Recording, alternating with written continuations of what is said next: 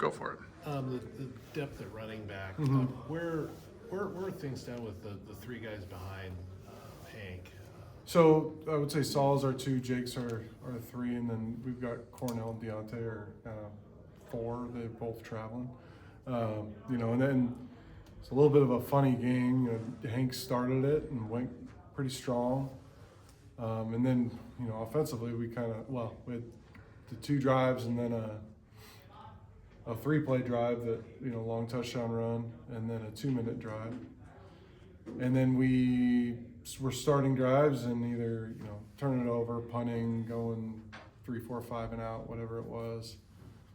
We had talked about starting drives with Hank and feeding Saul in the middle, and then once we were down the red zone, getting Hank back in there. So we didn't get Saul in there as much as we could, so we're going to change around a little bit of how we approach that, what that is, because we need to get Saul in there. We don't want Hank to play that many reps. Sure. How do you get a guy ready for that situation? Is it just more reps and For what situation? Or just playing more with all because he. Yeah, I mean the good thing right now is he's getting a ton of reps in practice. It's sometimes games just happen like that. It's not it's not like it wasn't anything pointed on our part where we didn't want him to be in there. It was just situational stuff to where Hank was in there, and we felt the drives weren't very long.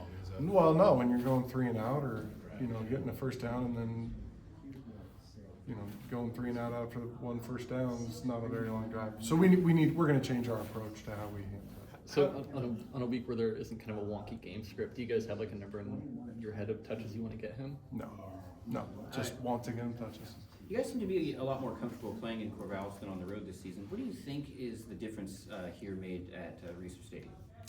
I don't necessarily. I think we just our guys are pretty resilient. I don't think they really blink. I'm up in the box, so I'm not necessarily looking them in the eye. But our guys, the coaches on the field, are like, these guys, regardless of what's going on or how we're doing well or doing poorly, I think they've responded pretty well regardless. We've only played on the road twice. Is that right? You said so I think it's I don't really see much of a difference right now. It's not something that worries me, but we will be going into some pretty hostile environments, as we know, so we're gonna have to be prepared for that. Sorry, I didn't mean to, No, you're to cut good. you off. All good. You said there isn't a touch number that you're wanting to get solid, but is there like a snap count split that you guys are looking for? It's just hard to say that. I mean, if you have 100 snaps, it's probably going to be 35. If it's 60 snaps, it might be 15 to 20. I don't know. We'd like to get them maybe 25 to 30% of the snaps, but it's all based on, if Hank plays 60 snaps, are 40 of those runs, like that's pretty taxing, and especially when they're hard runs where you're breaking tackles. So the way that kid runs is not soft. He's, especially for how big he is, he runs violently for a small guy. You had mentioned earlier in the year that pass pro was an area where with a young guy, Yeah. they got to get that down before you can get them on the field. How's that coming along? Because again, the second half was hard. You were going to have to throw the ball in Yeah. that second half. Was that part of the issue with needing Hank in there on? I pass think pro? we just feel very comfortable with Hank in 2-minute type of situations where you're going to be, you got to pass it, they know you got to pass it, so they're going to do stuff to mess with it. So that's just a comfort level with him. I think Saul's gotten way better every week with it. So no issues, concerns with him.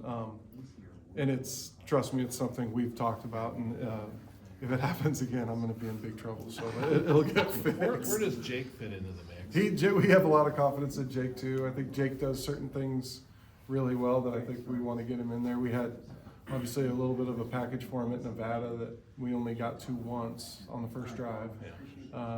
But Jake's really good.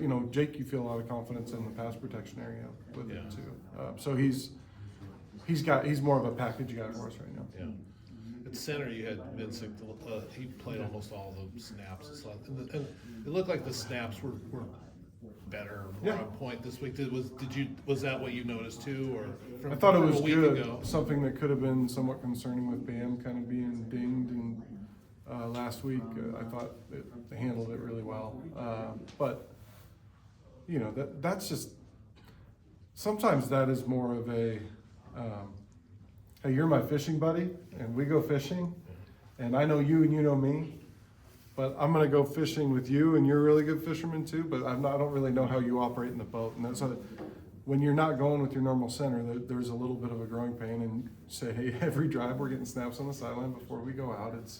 So we've got to be a little more proactive with handling that, but I thought they handled it really well last week. Yeah, with McCoy, it was, I mean, some of the snaps, it was him too, wasn't it? In Nevada, wasn't just. It's never just one person.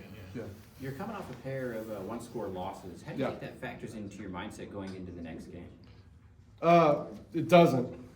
You learn from it. They hurt. You're pissed. But I don't think there's any. We've learned a lot of lessons as coaches and players. There's a lot of stuff going on around our offense or our football team. A lot of talk, a lot of opinions that are being shared. And I shared with the offense this week that ships don't sink because of the water around them. They sink because of the water that gets in them. I thought it was loose lips sink ships.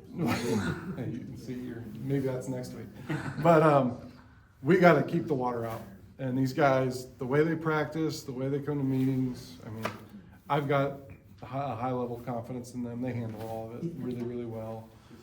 So I don't think any mindset issues, and I don't expect any mindset issues. Speaking of meetings and stuff, what have you seen so far from Cal on tape defensively? So you've got a system that there's a lot of carryover with some, you know, you've got our Coach Hayward coach there, our Coach Heck, our analyst coach there. There's a lot of carryover. We know them, they know that we know them.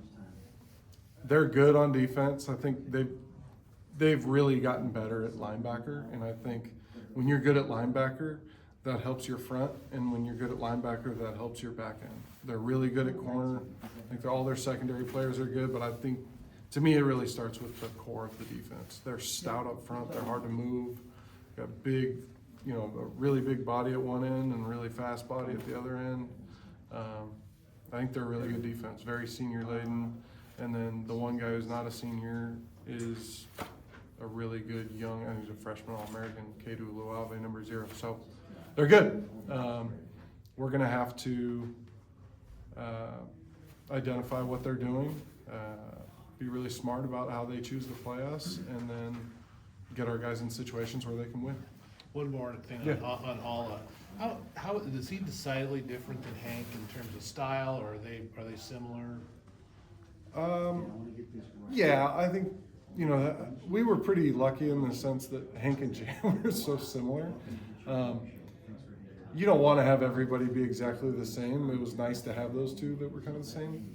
Saul is probably faster, a little bit bigger, runs a little higher than Hank because Hank's naturally a little shorter than him, but a little different running styles between the tackles, but both good. And, yeah. Last question. Kind of a lot through the first month of the season. We saw Andy out there as like an H-back. I'm just curious, what's it been like losing him, and what's it been like then, you know, kind of seeing him play a big role on defense? Yeah, he's a good football player. So if he could help us, you know, they kind of came to us and said, we'd like to use him. If it's going to help us win, it's going to help us compete and be in games, and absolutely. We still have stuff on offense that is built for him. If we get to it, we get to it. But he's spending a little more time with the defense than the offense right now. But good football players are good football players, and tough football players, you know, you can kind of use those guys all over the place. Awesome. Thanks, Coach. Thanks, guys. Have a great day.